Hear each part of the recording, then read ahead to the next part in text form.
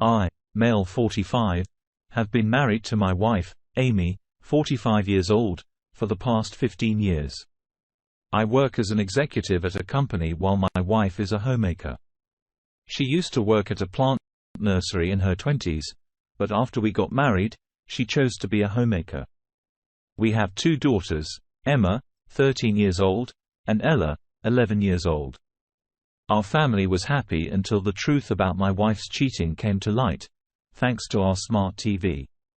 So last week, it was our friend John's birthday. He has been living in a different country for the past few years. We decided to video call him at midnight to wish him a happy birthday. After the wishes, the 4 of us, my wife, John, his wife, and I, engaged in some casual conversations about work and life. Since John didn't have other plans for his birthday night, we decided to hang out virtually and relax for a while. His wife suggested we Chromecast the WhatsApp video call through the TV so we could all sit back, unwind, and enjoy our time together. Amy and John's wife are good friends, and we used to spend a lot of time together when they lived in the same city.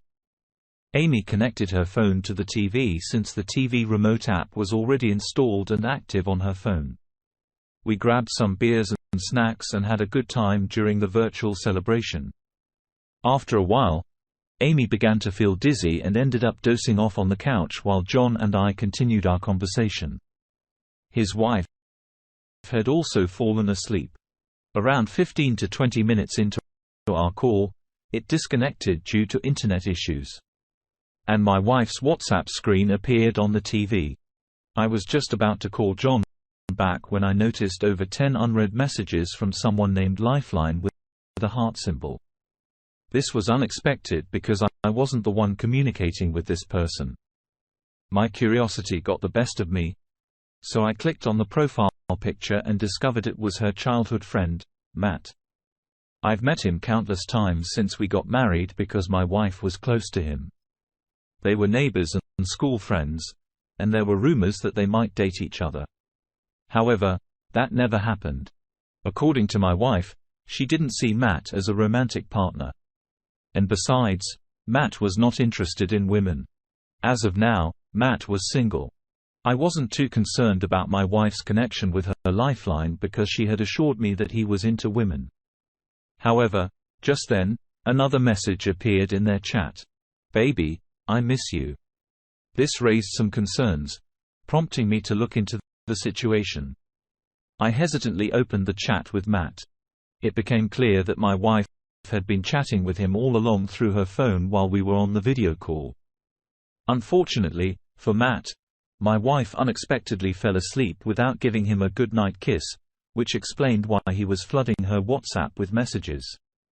After he saw the blue check marks on his messages, he expressed things like, "Why aren't you replying? Is everything okay? I can't sleep without your goodnight kiss. And I can't stop thinking about today's session. OMG, you were so good today." This couldn't possibly be a conversation between close friends. At that moment, I was absolutely certain that their relationship went far beyond mere friendship. I scrolled up in their chat history and discovered that they engaged in graphic messaging almost every night.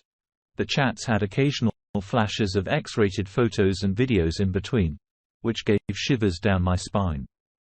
I felt numb. Yet an insatiable curiosity drove me to find out everything that had transpired between them. While my wife peacefully slept on the couch, I sifted through the graphic content she had shared with her secret lover. The chats occasionally included detailed photos and videos, which only added to my distress. I was emotionally overwhelmed, but I couldn't resist delving into the details. I wasn't sure how to capture screenshots from the TV, so I used my phone to take pictures of the screen. After snapping 4-5 pictures, I decided I had seen enough evidence. My primary desire was to understand how and why this had happened. I wanted to vent my frustration, but I was at a loss on how to confront her. It was 2 a.m., and I had consumed numerous beers along with a few shots of scotch, leaving me with little energy to do anything but scroll through their conversation. My failed marriage was laid out before me on the large TV screen, and everything felt devoid of meaning. She had shared even the most private details of our moments together with her lover. In fact, after each private moment between us, she would repeat the same with him, as if trying to make up for his feelings. I was utterly repulsed by this discovery. I wanted to pinpoint when all of this had started, so I continued scrolling, but it seemed like an endless abyss, growing deeper with every scroll. By that time, Matt's messages had ceased and an eerie silence enveloped the house. I felt like I was in a haunting nightmare. To reassure myself that I wasn't dreaming or hallucinating, I grabbed a nearby cushion. I was still scrolling aimlessly when Amy suddenly woke up from her nap. Her drowsy state transformed into sheer panic as she witnessed her dual life unraveling on the TV screen. She hastily snatched the remote from my hand and turned off the TV, then disconnected her phone from it. I just stared at her, utterly dumbfounded. I watched as she opened her WhatsApp chat, skimmed through her lover's messages, and then closed the app with a heavy sigh. That sigh signaled her surrender. She realized that I knew everything. She gently held my face in her hands and drew closer, pleading. "Baby, I can explain. Please listen to me." I gazed back at her and responded, "All right, go ahead and explain." Her surprise was evident. She had expected me to react with anger and refused to listen. If it were 2:30 p.m. instead of 2:30 a.m., I might have reacted the same way. I was on the verge of passing out, partly due to the alcohol and mostly due to the shocking truth unfolding before me. I reiterated, "Explain, damn it." She struggled to find the right words and stammered, "Well, actually, you know what?" "Don't bother," I interrupted. "You know you're in trouble." With that, I stumbled my way to the bedroom and she followed. I turned to her and while slamming the door in her face told her to stay out. I heard her knocking a few times, but I soon drifted off into unconsciousness. The next morning I woke up with a heavy head and a fuzzy memory of previous night. I left my room to grab a bottle of water because my throat was parched. As I emerged from my room, she hurried toward me. And all the distressing memories of the previous night flooded back. She attempted to hug me, but I asked her to step back. She withdrew with teary eyes and a forlorn expression. She insisted that I had misunderstood everything. I ignored her and walked over to the refrigerator to get a water bottle. She continued to pester me, claiming I was overreacting, that he was just a friend. They hadn't had a physical relationship, and it was all innocent flirting. I wasn't prepared for a confrontation, but her feeble excuses only fueled my agitation, and I raised my voice. "Seriously? Who in the world sends explicit photos to their male friends? And what's the deal with all that sexting? Wasn't he supposed to have no interest in women? How did he suddenly become interested in your private parts?" It was a Saturday morning, and thankfully, my children weren't at home. They were spending their summer vacation with my parents that week. I fixed my gaze on her, silently demanding an explanation. My mental state was in shambles. I wanted to uncover the truth, even though I knew it would devastate me. I yearned for her to confess every detail of her wrongdoing. Yet every time she opened her mouth, I felt nauseous. I clenched my teeth, urging her to speak only to silence her when she did. I don't know what I was doing. I recognize that I acted irrationally, but how else would someone react upon discovering that they'd been deceived for 15 years, and their entire marriage was a lie? I guzzled down an entire bottle of water in one go and then demanded that she confess everything from the beginning, or I would confront that two-faced lover of hers and give him a serious beating. This time, instead of concealing or pleading, she decided to reveal the truth. She admitted that she and Matt had always been lovers. They initiated a physical relationship in high school and had continued it ever since. However, Matt was an idle individual who forthrightly told Amy that he couldn't financially support her. To provide some context about Matt, He's a high school dropout who has never earned a single penny on his own. His parents owned several properties in the suburbs, and the rental income from these properties barely covered his expenses. I had met his parents a couple of times during my visits to Amy's house. They were worried about Matt's laziness and urged Amy to advise him on finding a job or starting a business. Everyone, except Matt, was concerned about his future. Anyway, getting back to the point, Amy admitted that she had severed ties with Matt several times due to his commitment issues, but he always managed to win her back. Surprisingly, Matt had no qualms about Amy dating other men, even though he had never dated anyone else but her. She had a couple of boyfriends before we started dating, so this seemed plausible to me, albeit unusual. What kind of lover does that? Lazy, maybe. I asked her why she hadn't married him if they were so close. She explained that Matt wouldn't have been able to provide a good lifestyle for her. Additionally, Amy herself never had a stable job and didn't have career ambitions that would allow her to be the primary breadwinner. So she chose to be financially dependent and lead a double life. I had one final question. Were the children mine or Matt's? She swore that they were mine, but I remained skeptical and continued to doubt her. She offered to arrange a DNA test if I wasn't convinced. She explained that she couldn't risk having children with Matt because she was afraid that if her secret came to light and I abandoned the children, Matt wouldn't be able to raise them, even if he wanted to. I wasn't sure whether to feel relieved that at least the children were mine. I told her to leave the house or else I would expose her truth to everyone, including the girls. They might be young, but they were smart enough to understand the situation. She pleaded with me not to tell our daughters, fearing they would hate and disrespect her. I refilled the water bottle, grabbed a few beer bottles, and retreated to my room, locking the door. I sat in front of my laptop staring at the screen for over an hour. I didn't know what to do next or who to talk to. The truth was eating me up from the inside, making me feel suffocated. After finishing off the beer bottles, I left my room, grabbed my car keys, and drove to my in-law's place, which was about a 30-minute drive away. My mother-in-law answered the door with a friendly smile, but as soon as she saw my red face, she sensed something was amiss. She called my father-in-law, who rushed out from their bedroom and sat me down. I was sweating and anxious, my heart racing. I explained to them that I didn't know a better way to confront the situation, and then I began narrating everything. My throat grew dry and my body temperature skyrocketed as I divulged the ugly truth. Midway through, we heard someone banging on the door. It was Amy. She stormed into the house and demanded that I leave immediately. She insisted that this was a private matter and that we should deal with it ourselves without involving her parents. The next few hours were a tumultuous mix of emotions.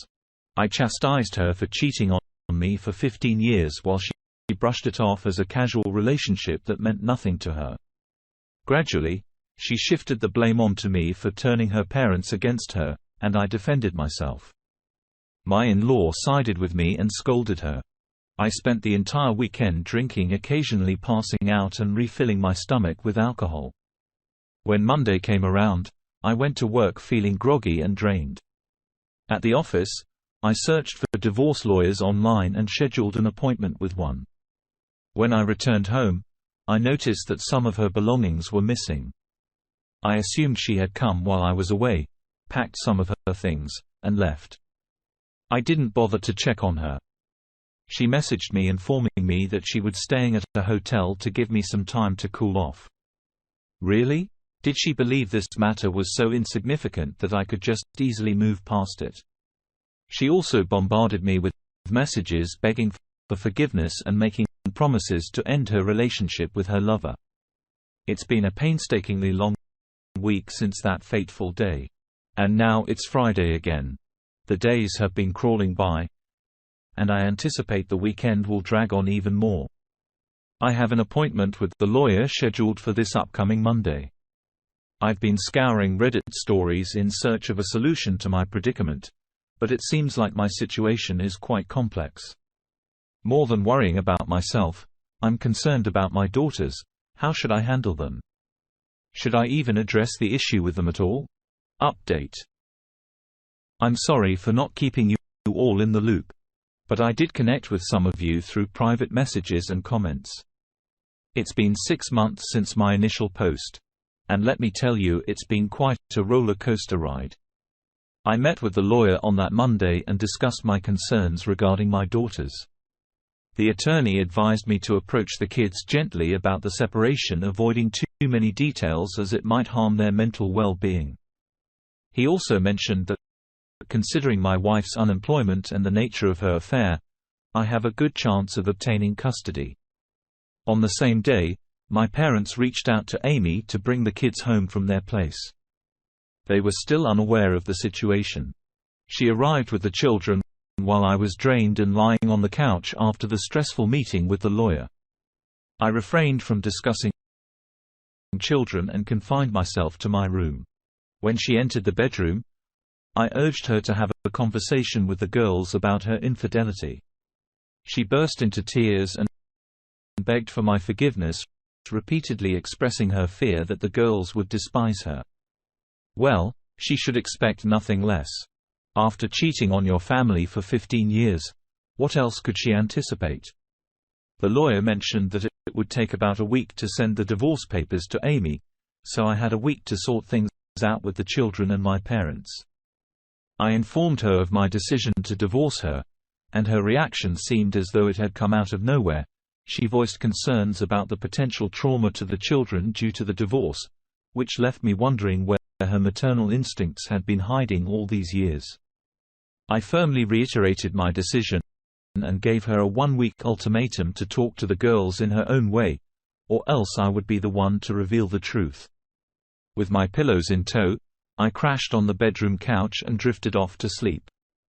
Throughout that entire week, I left the house early in the morning and returned late in the evening. As the weekend drew near, she would often cry and wail through the night. Sometimes so intensely that it would wake me up. I did feel sorry for her. But how could she carry on like this for so many years? What was she thinking? Believing she would never be discovered. She had multiple opportunities to end her affair, yet she persisted. Our private conversations, my vulnerabilities, my deepest secrets, everything. She left exposed to her lover. How could I forget all of that? On Friday evening, she informed me that she had devised a plan to talk to the girls the following day. I nodded in agreement. On Saturday, after breakfast, she gathered the children and mentioned that we had some news to share. She explained that I had received a job transfer to a different country and as a result, I would be moving away for a few years. I was taken aback and my daughters looked at me in surprise. In front of the girls, I sarcastically asked her, "So this means I have to move out of the house, right?" She rolled her eyes and signaled me to be quiet. She continued, "Well, if that's the case and the house feels too big for the three of us, we can move to my parents' house for now. And later, we can find a smaller place." The girls were clearly confused by this explanation. They were young, but not naive enough to miss the game she was trying to play. My younger daughter told Amy that what she was saying didn't make sense, while the older one directly questioned us, "Are you guys getting divorced?" I shot a stern look at Amy and urged her to tell the truth. With a sigh, she broke down. The girls turned to me for answers, and I told them they were correct about our divorce. I explained that we no longer felt compatible with each other.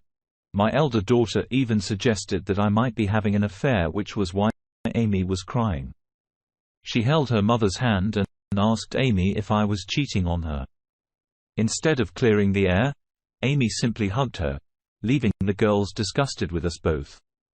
I was furious with that manipulative woman. I couldn't believe how she had turned the situation against me. I ended up telling my daughters everything, explaining how I found out. But of course, I left out the graphic details. Amy shouted at me, accusing me of her nagging on my word. She argued that I had given her the freedom to explain things to the girls. So why wasn't I supporting her when she talked about my job transfer? The situation had spiraled out of control, and I decided it was time to stand up to Amy's manipulation. I called both my parents and my in-laws, and asked them to come over as soon as possible. They all lived within a 25–30-minute drive, and within an hour, they were at my house. That 1 hour felt like a never-ending nightmare that I'll never forget.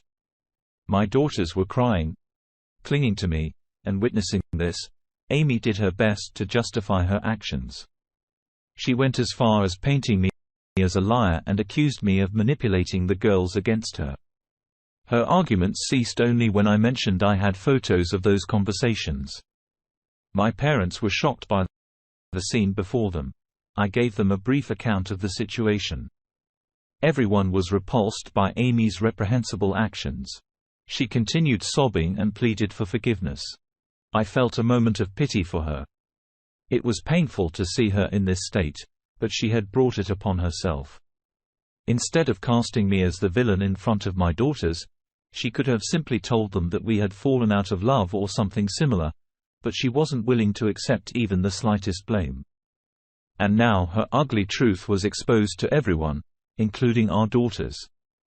I made it clear that we were moving forward with the divorce, and the girls would be staying with me. I asked her parents to take her away. Even the girls themselves asked her to leave. My parents decided to stay with us for a few weeks to offer support and help us through this tough time.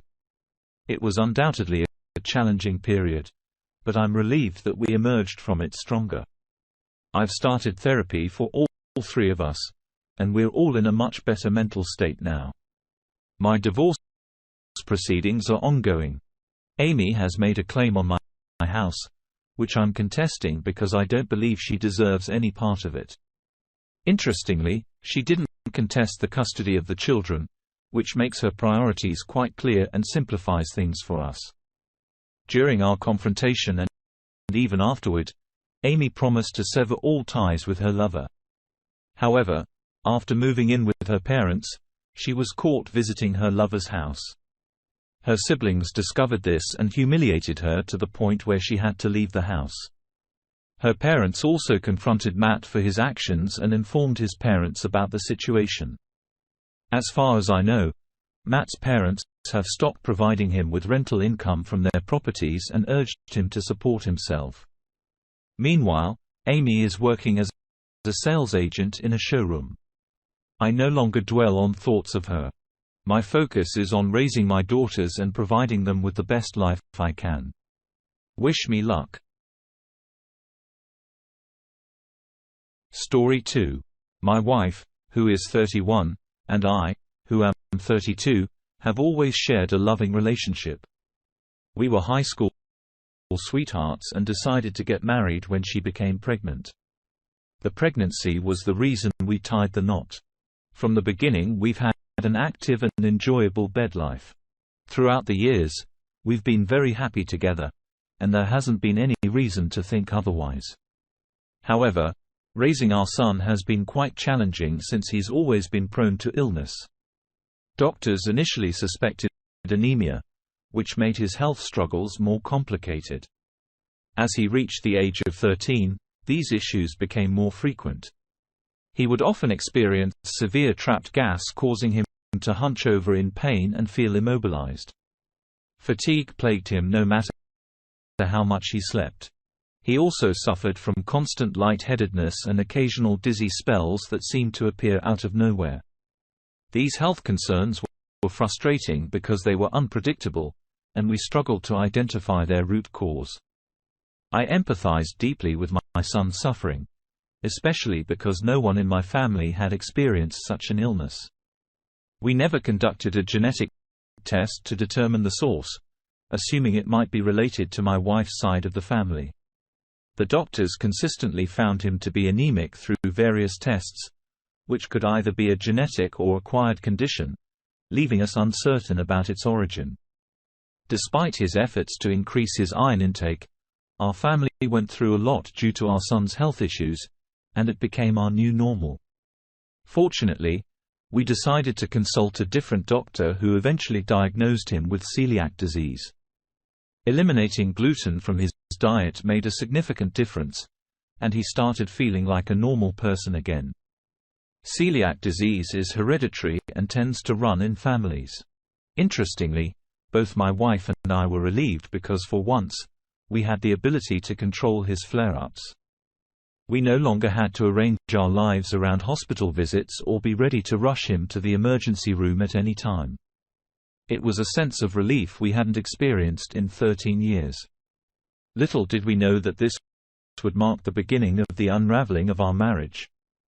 Discovering the root cause of our son's inherited illness would shatter our family and expose a 14-year-old secret only my wife could explain.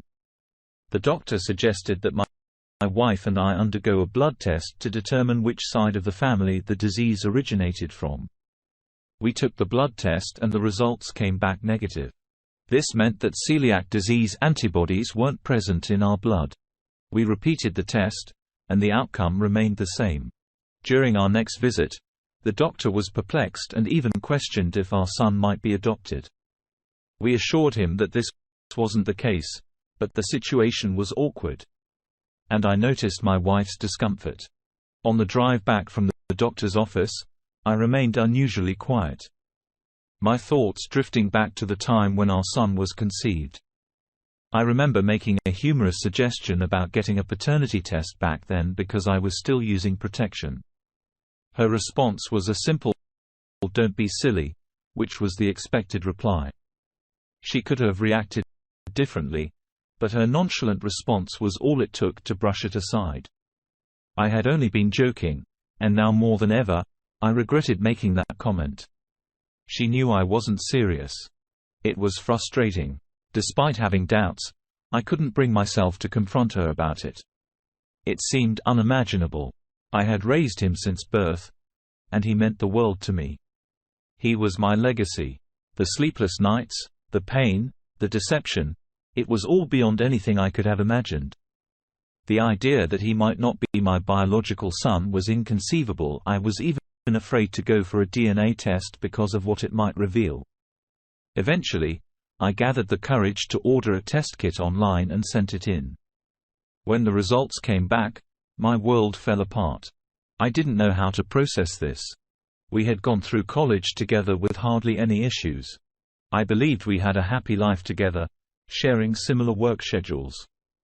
And I had never suspected anything was going on behind my back, but now it was clear that this child was not my biological son. When she returned home that day, she found me sprawled on the floor with a half-empty bottle of scotch. I was so lost in my thoughts that I didn't even realize she had come in until she tried to rouse me. I confronted her, demanding to know who the real father of the child was. She stepped back, appearing confused, then responded with anger, insisting that I was the father. I accused her of lying, asserting that she had been deceiving me for 13 years. I disclosed that I had taken a DNA test, which had revealed that he wasn't biologically mine. She asked to see the DNA test, but I refused, urging her to answer the question directly instead of addressing the paternity issue. She attempted to deflect blame by bringing up the fact that I had sought a paternity test. She made it seem as though my choice to get a paternity test was worse than her affair with another man, and bringing home a baby 13 years ago. All while lying to me and allowing me to raise him as my own, she tried to shift the blame onto me, as if it were my fault for seeking a DNA test.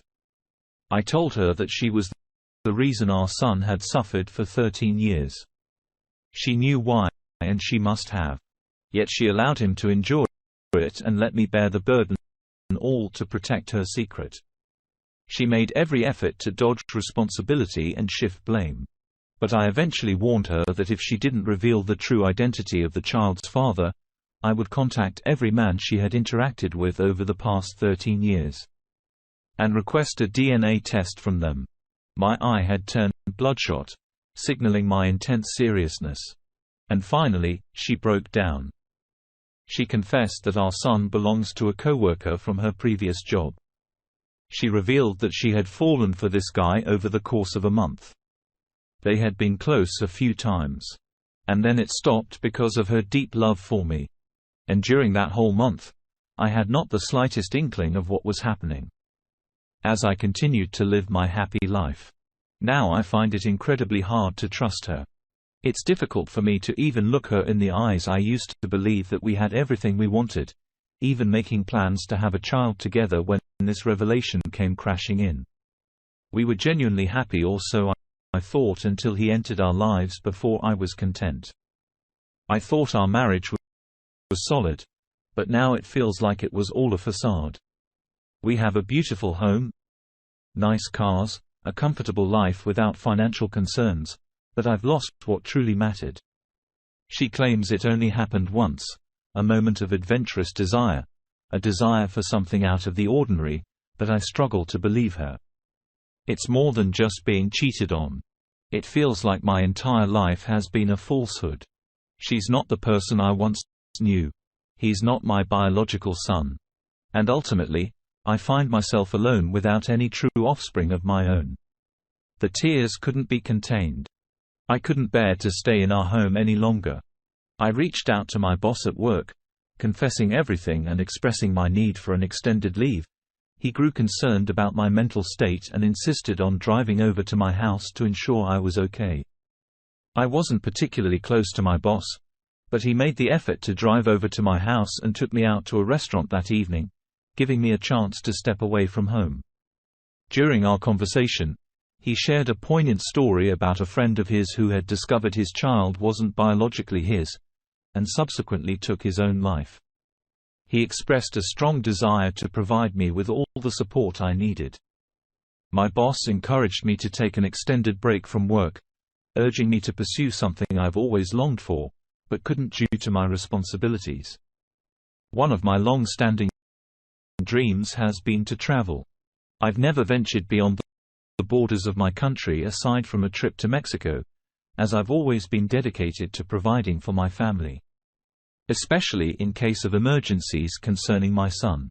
This dedication to our family is the reason we haven't traveled much. I've always harbored a desire to explore developing countries, places that are both safe and different enough to provide a true cultural experience. When my boss brought up this idea, it unexpectedly brought some happiness into my life. It served as a welcome distraction, a new adventure. My wife and I have always dreamed of visiting destinations like Kenya, Namibia, and Thailand. My wife accused me of running away from our problems, but I explained that I needed some space to think. The situation has taken a toll on me and I can't look at our son the same way. It's important to clarify that it's not his fault. I've cherished that little troublemaker since before he was born. However, my current feelings are different. I can't help but view him as someone I've raised. Yet he's not truly my son. This connection has been shaken to its core. With everything that's happened, I needed a break. So I applied for a tourist visa to Kenya, and, surprisingly, I got it within just 24 hours. It gave me something to look forward to, and I'd recommend to anyone going through a tough time to travel somewhere with a different culture. It's a perfect way to temporarily shift your focus. I knew it wasn't the ideal time to visit Kenya, but the distraction was exactly what I needed for my mental well-being. For a few hours, I could escape from thoughts of my son and wife and simply be in the moment surrounded by the locals in nature. I had a blast. I went snorkeling, enjoyed boat rides, and experienced the genuine warmth in the eyes of people I'd never met before. It was precisely what I required during that period. After spending a week in Mombasa, I decided to return home to sort things out.